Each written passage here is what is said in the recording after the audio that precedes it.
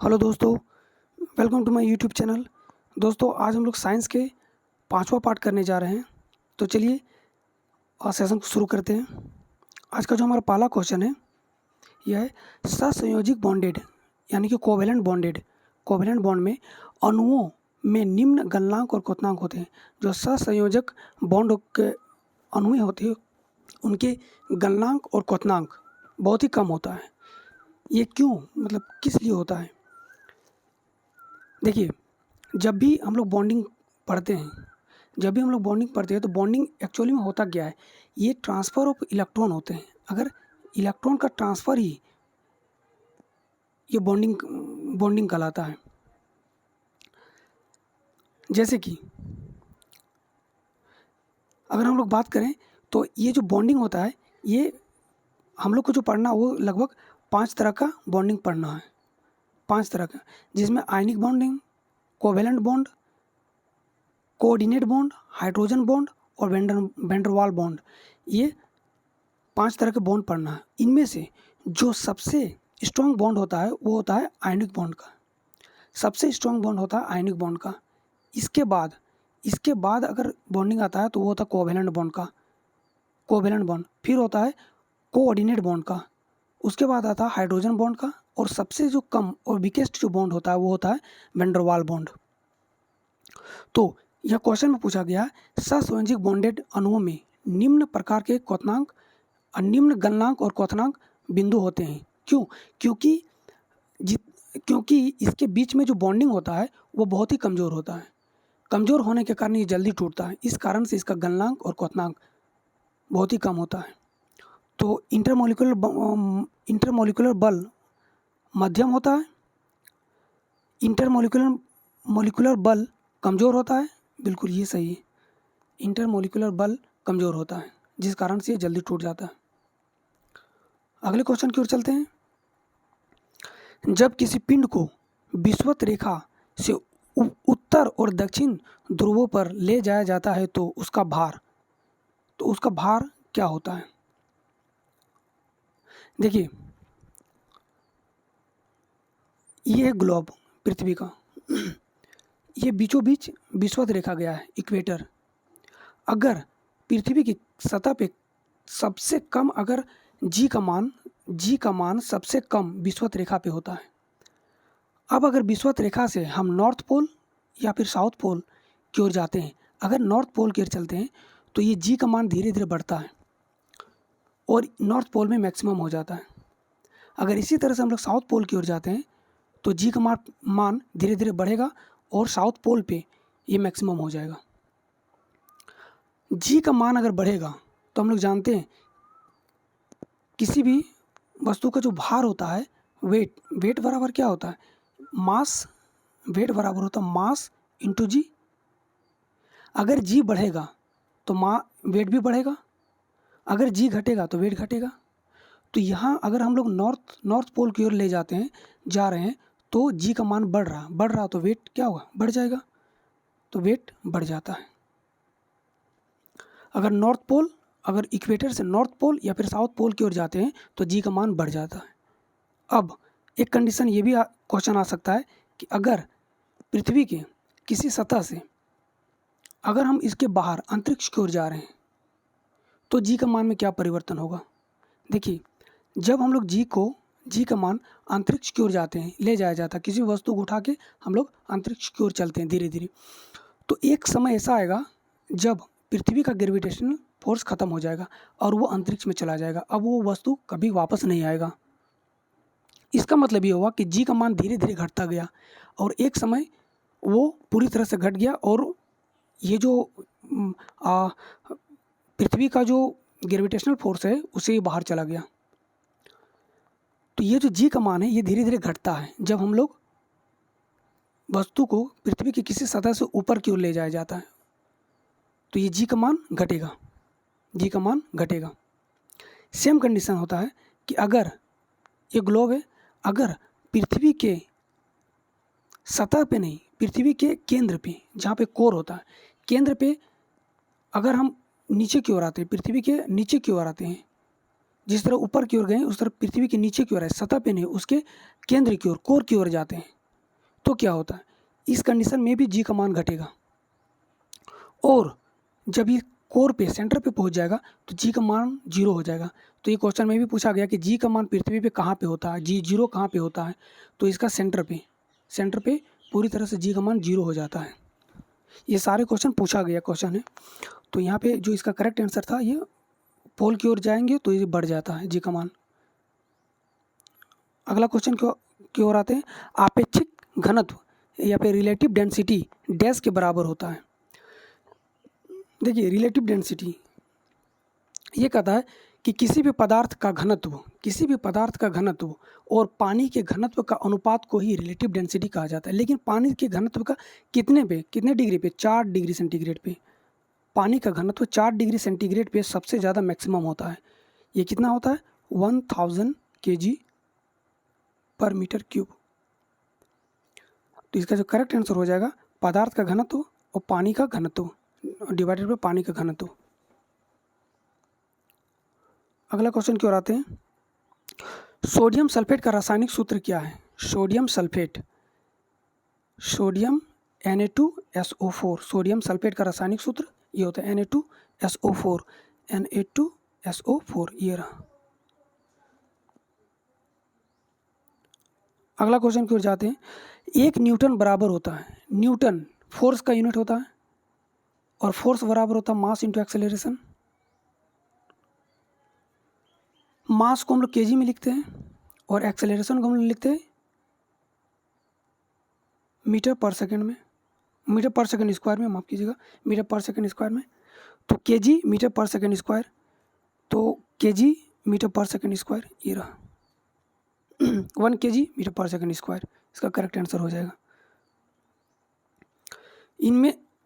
इनमें से कौन सा खनिज सबसे नरम है। टेल्क ये सबसे नरम खनिज होता है। हीरा बहुत ही ज़्यादा कठोर होता है, टूथपेस्ट खनिज नहीं, संगमरमर ये भी कठोर होता है। तो इसका जो करेक्ट आंसर हो जाएगा टेल्क। अगले क्वेश्चन की ओर चलते हैं। शुक्र वाहिनी या फिर भास डिफरेंस डैश से आगे आने वाली ट्यूब के साथ एकजुट होता है तथा मूत्र मार्ग यूरेथ्रा नामक एक आम मार्ग बना लेता है। देखिए इसको हम लोग पिक्चर से समझते हैं। यहाँ पे देखिए ये जो है ये वास डिफरेंस, ये क्वेश्चन में कहा गया कि ये जो वास डिफरेंस है कहाँ से आने वाली एक ट्यूब होता है। ये देखिए यहाँ से जो आने वाली एक ट्यूब है इसके साथ ये मिल जाता है और आगे चल के मूत्र मार्ग बना लेता है। तो ये कहाँ से आता है, मूत्राशय से आता है। मूत्राशय से आने वाली ट्यूब के साथ मिलता है और आगे चल के ये मूत्र मार्ग बना लेता है। तो इसका जो करेक्ट आंसर हो जाएगा ये हो जाएगा मूत्राशय।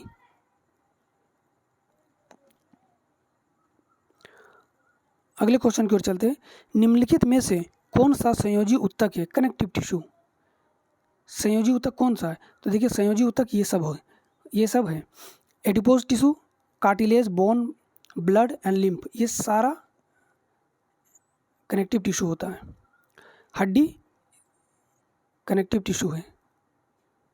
इसका करेक्ट आंसर हो जाएगा डी। अगले क्वेश्चन की ओर चलते हैं।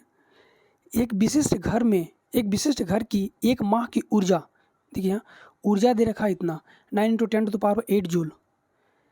इकाइयों में इसकी ऊर्जा कितनी होगी। देखिए घर में जो इलेक्ट्रिक बिल आता है वो इकाई में आता है, 1 यूनिट में आता है। और यूनिट को हम लोग किस में लिखते हैं, किलोवाट आवर में लिखते हैं, किलोवाट घंटा में लिखते हैं। अगर किलोवाट को हम लोग वाट में चेंज करेंगे तो 1000 और घंटा को हम लोग सेकंड में चेंज करेंगे तो 3600 सेकंड। इसको मल्टीप्लाई करते हैं तो 3 6 1 2 3 4 5 0, ये 5 0। इसको हम इस तरह से भी लिख सकते हैं 3.6 × 10⁶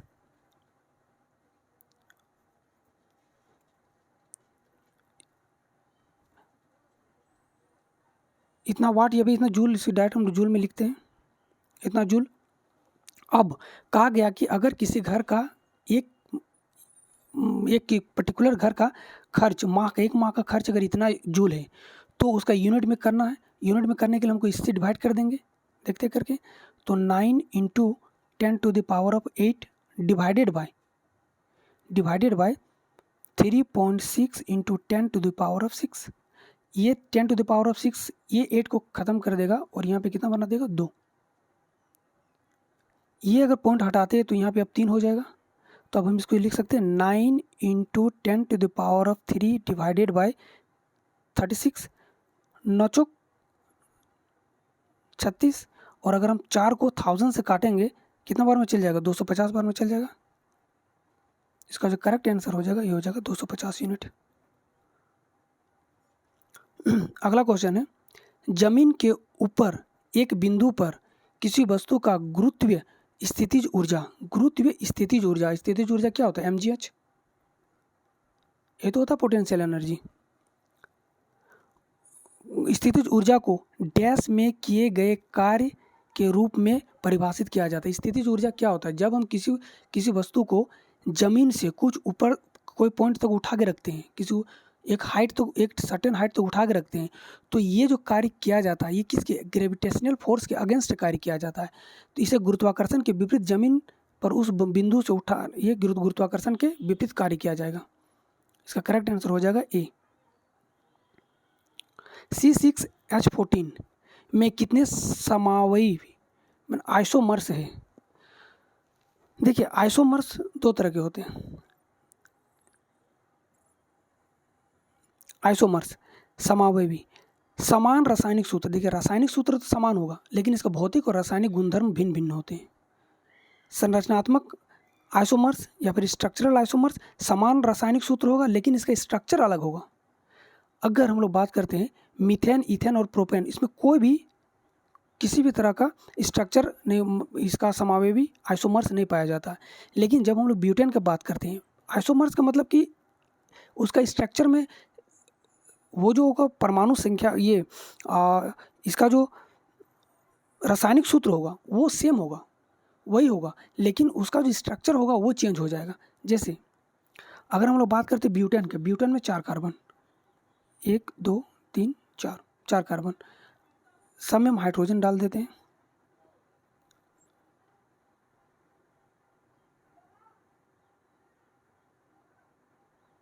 ये हाइड्रोजन डाल दी।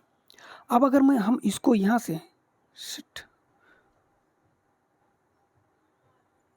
एक मिनट,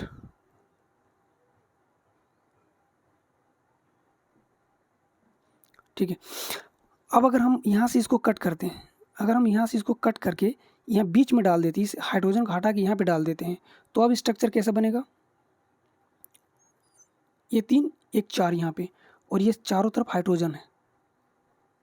तो ये एक स्ट्रक्चर बन गया। एक जो पहले बना है वो स्ट्रक्चर और एक ये 2 स्ट्रक्चर, इसका 2 स्ट्रक्चर, तो ब्यूटेन का 2 स्ट्रक्चर हो जाएगा। इसी तरह से जब हम लोग C6 मतलब हेक्सेन का बनाएंगे तो इस पर 5 आएगा, तो हेक्सेन के यहाँ पे 5 है तो हेक्सेन का 5 आ जाएगा। इसका करेक्ट आंसर हो जाएगा 5।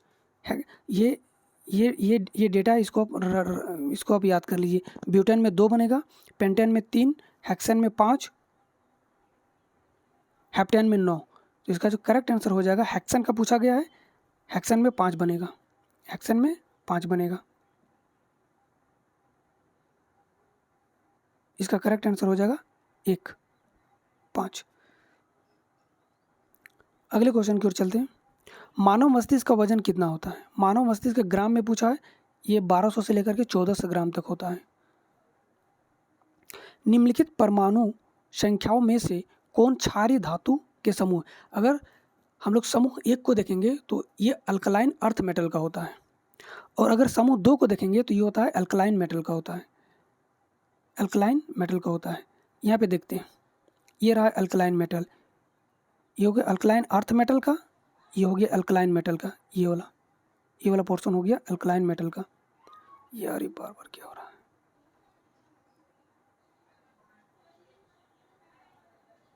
ठीक है, ये हो गया अल्कलाइन मेटल का। अब यहाँ पे क्वेश्चन में जो पहला ऑप्शन दे रखा 12 20 88 और 56, यहाँ पे देखिए 12 मैग्नीशियम का, 20 कैल्शियम का, 88 रेडियम का और 56 बेरियम का। तो इसका जो करेक्ट आंसर है, निम्नलिखित परमाणु संख्याओं में से क्षारीय धातु का समूह कौन सा है? तो क्षारीय धातु का समूह हो जाएगा 12, 20, 88 और 56। ये सब सेकेंड ग्रुप में आता है, अल्कलाइन अर्थ मेटल। NO2 का धूम्र यानी धुआं डैश रंग का होता है। अगर हम NO2 को जलाएंगे तो उसका धुआं भूरा रंग का निकलेगा। नेक्स्ट क्वेश्चन क्या है? कार्बन मोनोऑक्साइड का आणविक द्रव्यमान कितना है? कार्बन का 12, ऑक्सीजन का 16, 28। इसका कार्बन मोनोऑक्साइड का आणविक द्रव्यमान कितना हो जाएगा? 28। 20 वोल्ट के विभवांतर वाले दो बिंदुओं के में किया गया कार्य 60 जूल है। फिर दो बिंदुओं के बीच प्रवाहित होने वाले विद्युत आवेश क्या है? तो हम लोग को मालूम है वर्क डन बराबर क्या हो जाता है? Q into V। हमको विद्युत आवेश पूछा गया है तो हम लोग लिख सकते हैं Q बराबर W/V, और W का वैल्यू दे रखा है कितना? 60, और V का वैल्यू दे रखा है 20 वोल्ट। 20 या 60, ये 3 कूलम इसका करेक्ट आंसर हो जाएगा।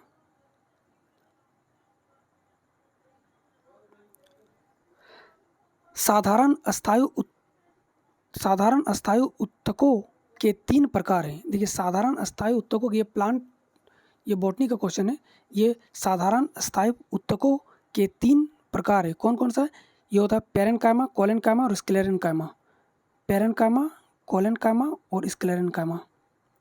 और अगर जटिल का बात बोले तो ये होता है जाइलम और एक होता है फ्लोएम। डैश एक उभयलिंगी पुष्प है। देखिए उभयलिंगी यानी कि मेल और फीमेल दोनों तरह का कैरेक्टर उसमें होते हैं, तो वो है सरसों का। यहाँ पे देखिए एक लिंगी पपीता, तरबूज, खीरा, गेहूँ, मक्का, नारियल और कद्दू, ये एक लिंगी पुष्प होते हैं। जबकि उभयलिंगी हिबिस्कस, सरसों, गुलाब, लिलियम, गुलमोहर, सूर्यमुखी और ट्यूलिप, ये उभयलिंगी होते हैं या फिर बाइलिंगुअल होते हैं। तो इसका जो करेक्ट आंसर हो जाएगा ये होगा सरसों। नेक्स्ट क्वेश्चन की ओर चलते हैं। यदि संवेग P और वेग V दिया है तो द्रव्यमान m ज्ञात कीजिए। देखिए मोमेंटम बराबर क्या होता है? मोमेंटम P बराबर होता है, या फिर संवेग P बराबर होता है मास इंटू वेलोसिटी। संवेग मोमेंटम बराबर होता है मास इंटू वेलोसिटी। तो पूछा है m ज्ञात करना। अगर m को हमको निकालना है तो v इधर आ जाएगा, तो P/V। अब P/V किस में दिया रखा है? P/V दे रखा है v में। P/V, b करेक्ट आंसर हो जाएगा।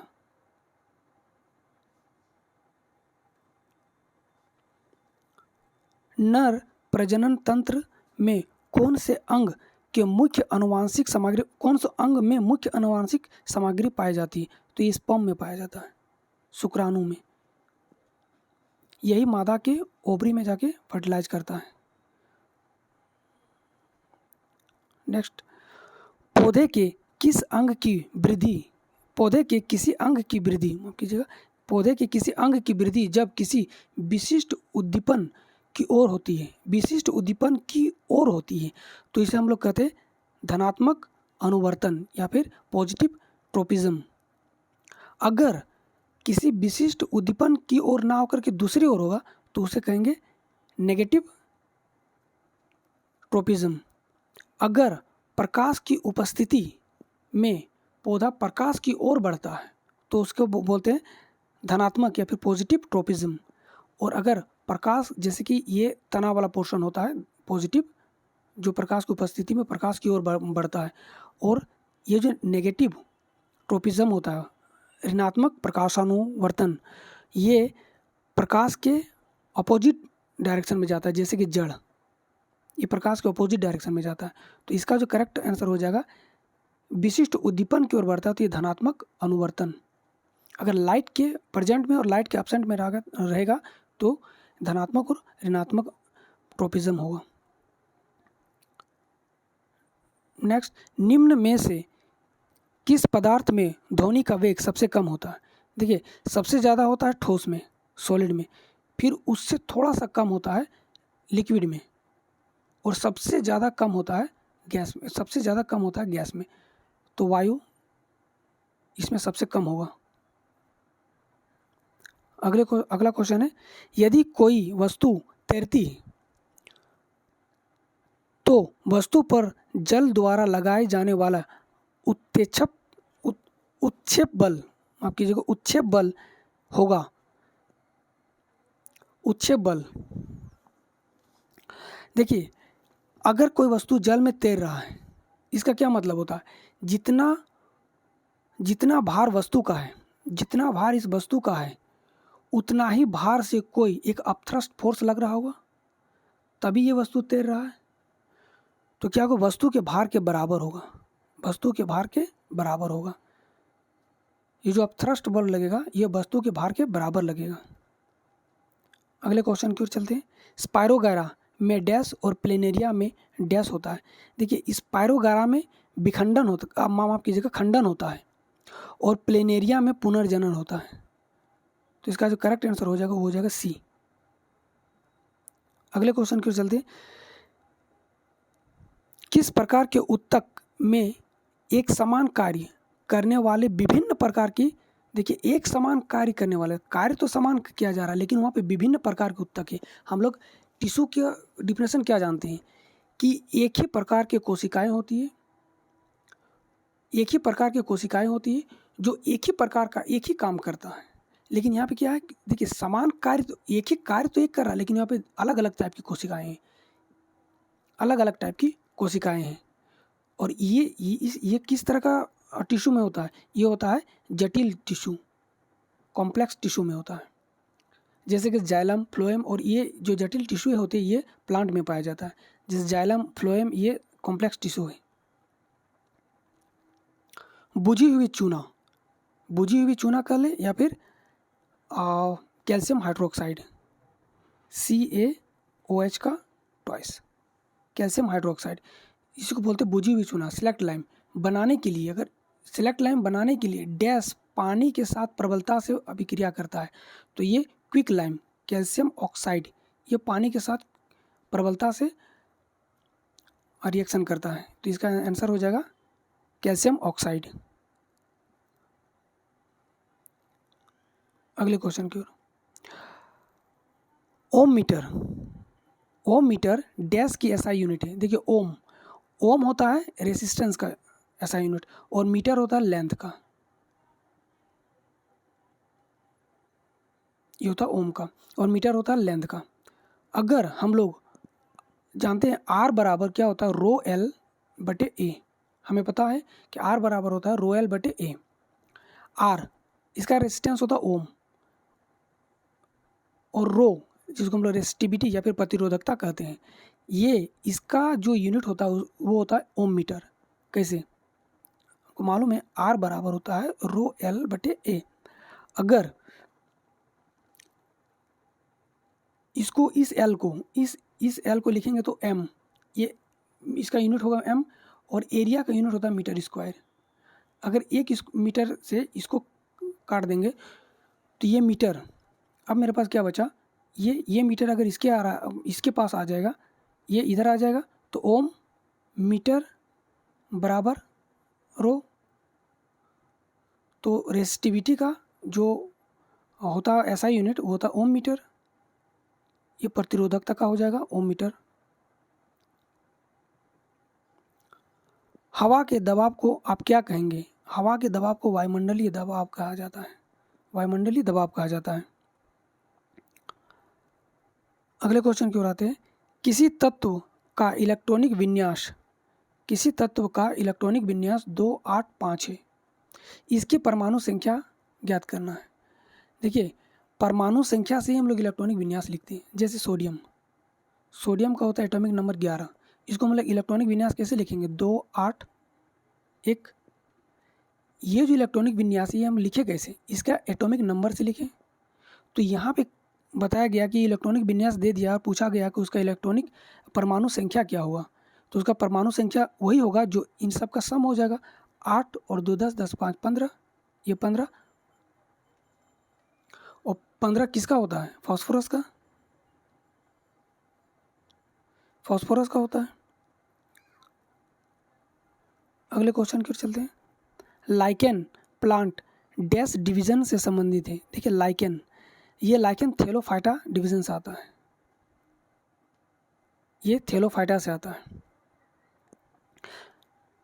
ब्रायोफाइटा, ब्रायोफाइटा को उभयचर कहा जाता है, जो जल और पानी दोनों में रहता है।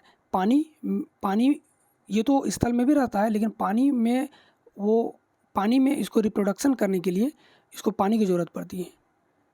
टेरिडोफाइटा, इसको सरीसृप कहा जाता है, रेप्टाइल कहा जाता है प्लांट किंगडम का। गाइस ये आज का लास्ट क्वेश्चन था। वीडियो कैसा लगा? अगर अच्छा लगा तो प्लीज़ लाइक कर दीजिएगा, चैनल को सब्सक्राइब कर लीजिए और वीडियो को ज़्यादा से ज़्यादा शेयर कर दीजिए। Thank you. जय हिंद, जय भारत।